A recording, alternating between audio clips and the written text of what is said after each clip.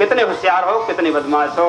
इस प्रकार से धनी से कुछ भी नहीं छुपा है। जो तन की जाने, मन की जाने, वो दिल की जाने चोरी, वो साहब से क्या छिपो, जी के हाथ में डोरी।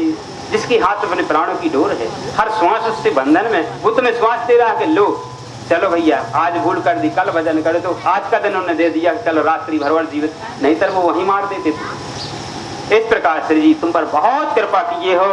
अब जो जन कानों ना सुना, अब इतने के बाद भी जिसके कानों में ना सुनाई पड़े, तो ऐसे व्यक्ति भी आकर के श्री जी साहब जी की सभा में बैठ जाएं और बैठ जाएं, एक बार चर्चा को निमग्न होकर के चित्त दे करके सुन ले, तो उनका हृदय खुल जाएगा। उन्हें समझ में आ जाएगी कि वास्तव में हम गलत चल रहे हैं।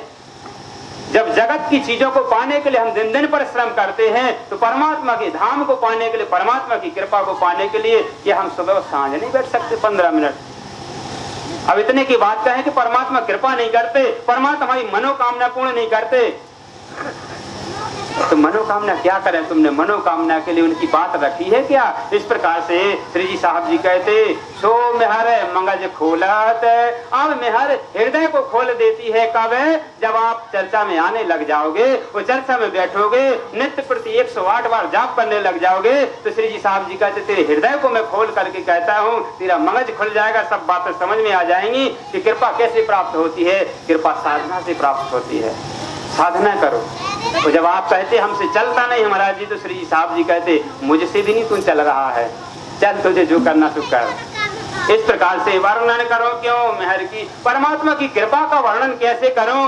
जो बसत हक के दिल, परमात्मा तो दिल से चाह रहे सुंदर साथों को, जहाँ को दिल में लेते, परमात्मा जिसको दिल में ले लेते हैं, तहाँ आवत नियामत सब मिल। परमात्मा जिसको चाहते हैं उसे सारी चीजें ऑटोमेटिक मिलने लग जाती हैं। आवत अर्थात संसार की चीजें, नियामत माने धाम की बातें भी सब सुख उन्हें प्राप्त होने लग जाते हैं। संसारिक सुख भी उन्हें ऑटोमेटिक आने लग जाते हैं, और उनके लिए बात उन्हीं सुख, नियामत माने धाम की लीला भी उनके हृदय में जाहिर होने लग जाती है। जहाँ को निवाजे मेहर में, अब जिसके ऊपर परमात्मा राजी होकर के चाहे देता माफक है, परमात्मा से माफ कर देते हैं। यदि आपने दिन भर परिश्रम किया दुनिया जनक चीजों को पाने के लिए, और आपने दिन भर यदि नाम ले लिया, 108 बार यदि आपने नाम ले लिया, तो दिन भर श्री जी साहब जी आपको माफ करेंगे, क्योंकि तूने संजा में उनकी खबर कर ली है। और संजा में यदि आरे के पास नहीं पहुंचा, सो गया, तो कोई भी हो, आपसे हमारा वादा हो, एक बार हम 2 बार आपकी बात को ना माने, तीसरी बार आप कहोगे जाओ महाराज जहाँ जाना करियो मन को। इस प्रकार से साथ जी श्री जी साहब जी कहते हैं, जाको निवाजे मेहर में, जो मेरी कृपा में बन जाता है, तार देत आप माफक है, आप माने परमात्मा से माफ कर देते हैं। बात बड़ी है मेहर की। अब ये तो बातें बहुत बड़ी है कृपा की, कहाँ तक वर्णन करके सुनाऊं? जित मेहर तित सब, जहाँ पर कृपा होती है वहाँ सारी चीजें प्राप्त हो जाती हैं, सब चीजें स्थायी होती हैं। निमक ना छोड़े नजर से, लेकिन आत्मा की, रूह की, आत्मा की नजरें कभी भी परमात्मा से अलग नहीं होती हैं। निमक अर्थात आत्मा की आंखें परमात्मा से एक पल के लिए जुदा नहीं होना चाहिए। इन ऊपर कहाँ कहूँ अब, जिनकी नजर परमात्मा से जुड़ गई है, अब उनकी बातें कहाँ तक सुनाऊं मैं? जहाँ आप तहाँ नजर है, क्योंकि उनकी तो जहाँ श्री जी साहब जी से जुड़ गई है, अब जहाँ वो हिलेंगे वहाँ उन्हें राज जी ही दिख रहे हैं। स्त्री में श्यामा जी महारानी और पुरुष में परमात्मा दिख रहे हैं। इस प्रकार से साथ जी जहाँ नजर तहाँ मेहर है। इस प्रकार से साथ जी श्री जी साहब जी ने बताया कि ऐसी आत्माओं की जहाँ नजर होती है वहाँ श्री जी की कृपा हो जाती है। वो जहाँ पर हेर देते हैं वहाँ सारे कार्य उनके सफल होते हैं। जहाँ नजर तहाँ मेहर, जहाँ उनकी हेर होती है, उनका पलक जाता है, वहाँ श्री जी साहब जी की आज्ञा चलती है। मेहर बिना और जो कछु, श्री जी की आज्ञा के बिना और जो कुछ भी चीजें हैं तो सब हैं जहर। वो बिना परमात्मा की कृपा के जो जो जगत दिख रहा है ये सब मिथ्या है, जहर है, अर्थात हमारी आत्मा के लिए सुख नहीं है, ये दुखदाई है। बात बड़ी है मेहर की। इस प्रकार से मेहर माने कृपा की बहुत बड़ी बातें हैं। मेहर होत बिना अंकुर है, बिना अंकुर की कृपा होती नहीं है। जिसकी असल तन परम धाम में होंगे उनके ऊपर श्री जी की कृपा होगी, जिनके मूल तन परम धाम में ही नहीं होंगे उनके ऊपर श्री जी कृपा नहीं करेंगे। क्यों नहीं करेंगे? क्योंकि तुम्हें वहाँ जागना नहीं है। यदि जिनके तन ही नहीं है उनको हम जगाने जाएंगे तो क्या वो जाग जाएंगे? नहीं जागेंगे। इस प्रकार श्री जी साहब जी कहते हैं जिनका मूल अंकुर धाम में है उन आत्माओं के लिए श्री जी साहब जी मेहर करेंगे। अंकुर सोई हक निस्बत है। अब अंकुर कैसा होता है? सोई हक निस्बत, अर्थात हक माने परमात्मा, निस्बत माने संबंध। जिनका संबंध धाम धनी से है उनके ऊपर श्री जी की कृपा उतरती है। जो धनी का अपना दुल्हा समझ लेता है कि मेरा संबंध कौन से है, संबंध माने रिश्ता। हे साथ जी हमारा संबंध क्या है? रिश्ता है। धामधनी से हमारा क्या रिश्ता है? बात न करें।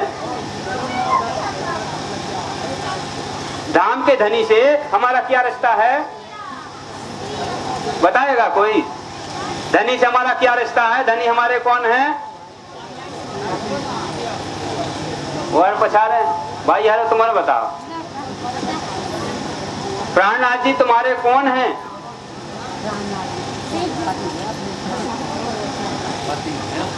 प्राणनाथ जी अपने आत्मा के स्वामी हैं। जी के पति कह दो, जी के सीधी बुंदेलखंडी भाषा प्राणनाथ जी नहीं में भी लिखो। जब बुंदेलखंड में आ तो खसम कह दे उन्हें सीधो। हमारी आत्मा का वो कौन है? दूल्हा है। तुम दुल्हा में दुल्हनी और न जानू बात। हे सुंदर साथ जी, हे धाम की धनी, तुम मेरे दुल्हा हो और मैं दुल्हनिया हूँ। इस प्रकार से प्राणनाथ जी महाराज जी ने कहा कि अंकुर सोई हक निस्बत, माने हमारा संबंध क्या है? तुम दुल्हा और मैं दुल्हन हूँ। माहे बसत तजल्ला नूर है। अब ऐसे संबंध में भी यदि तजल्ला नूर परमात्मा तुम्हारे हृदय में न आए तो फिर देखना, तुम दुल्हा मान के तो रखो, संबंध बना के तो रखो प्राणनाथ जी से। ज्यों में हर त्यों जोश है। जहाँ पर कृपा होती है वहाँ जोश होता है। ज्यों जोश त्यों हुक्म। वो जहाँ जोश होता है वहाँ श्री जी की आज्ञा होती है, हुक्म होता है। मेहर रहत नूर बल लिए। वो कृपा जहाँ पर होती है वहाँ पर बल लेकर के चलते हैं। उन्हें बल का तात्पर्य वो पहलवानी लेते हैं, डर नहीं होता उनके अंदर। तारतम्य एक ऐसा बल है कि वो किसी चीज से डरते नहीं है। ऐसे ही सुंदर साथ क्यों नहीं डर रहे किसी चीज से? क्यों? क्योंकि उन्हें बल है काय का? कृपा का। जहाँ मेहर होती है, मेहर होते नूर बल लिए, परम धाम का नूर ज्ञान का बल लेकर के वो चलती है कि कोई आ जाएगा तो हम निपट लेंगे। क्यों? क्योंकि श्री जी की मेहर है। तो मेहर बल लेकर के आती है। तहाँ हक शक इलम है और उनके ऊपर हक आने परमात्मा इसके माने प्रेम लेकर के आए। वो जहाँ प्रेम होता है वहाँ श्री जी साहब जी की पूर्ण कृपा देखना चाहिए। मीठा सुख में हर सागर है। और परमात्मा की कृपा तो मीठी होती है। किसी को कष्ट पहुँचाने के लिए बल नहीं होता कि कोई से लड़ पड़े, नहीं, दूसरे के लिए सही मार्ग में लाने के लिए जो उसमें बोल पड़ते हैं कोई न कोई संत गुरुजन। इस प्रकार से बोलते हैं कि हे सुंदर साथ जी आप गलत मार्ग पे हो। हे जगत के जीव तुम श्री जी साहब जी को पहचानो।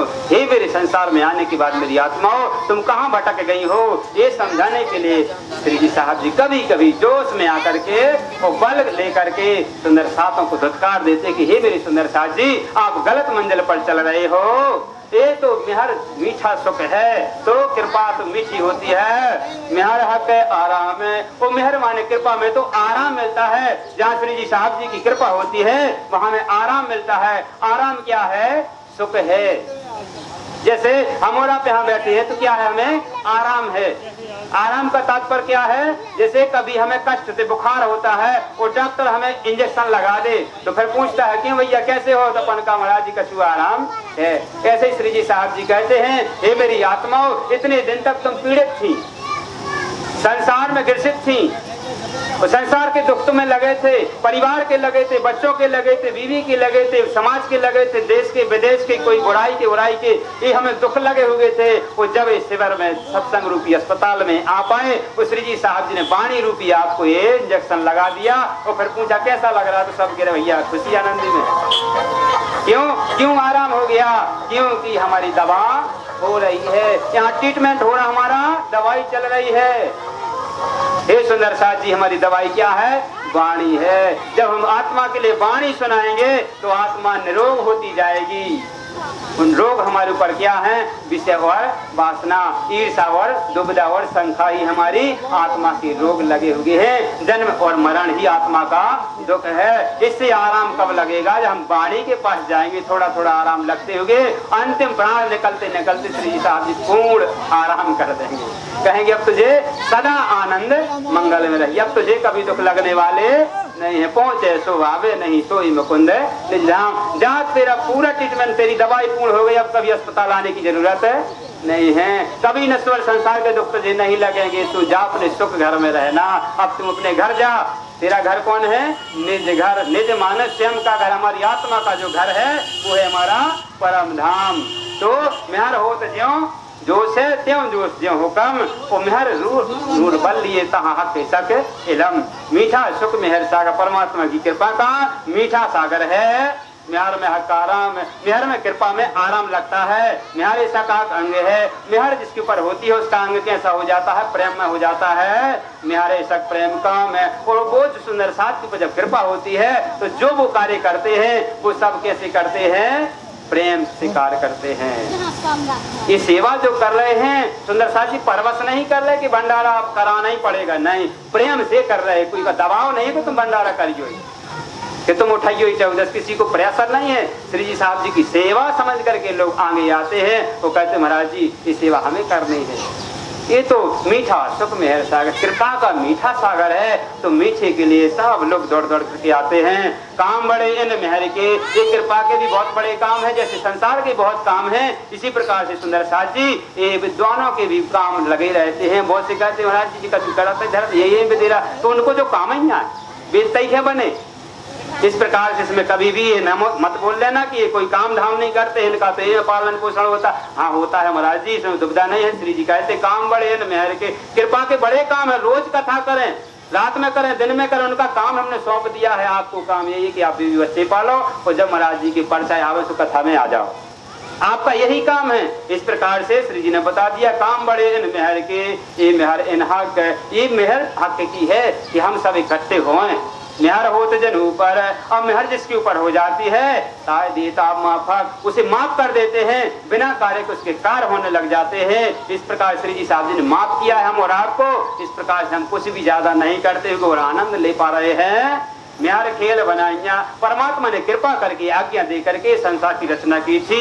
वास्ते मेहर मोमेन, हम सुंदर सातों के कारण जगत की रचना हुई है। मेहर मिलावा हुआ, कृपा के कारण हम सब मिल गए संसार में आकर के भी। और मेहर फरिश्तान, मेहर के कारण फरिश्ता आ गए हैं, सदगुरु बन करके दुनिया में आए, आपको मार्ग दिखा पा रहे हैं। मेहर रसूल हो आइया, कुरान की भाषा में जैसे सदगुरु महाराज हम कहते हैं उसे कुरान में रसूल साहब कहते हैं। रसूल साहब मोहम्मद साहब भी आए हैं, मेहर के कारण दुनिया में आए कि जाओ इसे इस्लाम धर्म की स्थापना कर दो, एक धर्म की स्थान की स्थापना करो, एक परमात्मा की आराधना शुरू करा दो। मेहरा के लिए फरमान है। और मेहर फरमान के साथ में अर्थात वाणी को लेकर के कहती है कि मैं स्पष्ट करके कहता हूँ, आप जाओ फला से फला के सामने देख लेना, मेरे आने की कुछ बातें लिखी थी, संकेत लिखे थे। इस प्रकार से वेद पुराण की सारी बातें श्री जी साहब जी ने समझाई हैं। कुंजी लाए मेहर की, लेकिन वेद शास्त्रों को खोलने की चाबी श्री प्राणा जी महाराज जी ने इंद्रावती को दी है और मोहम्मद साहब को कुरान की चाबी है कि जाओ मोहम्मद कुरान के अंदर 90,000 अर्फ के अंदर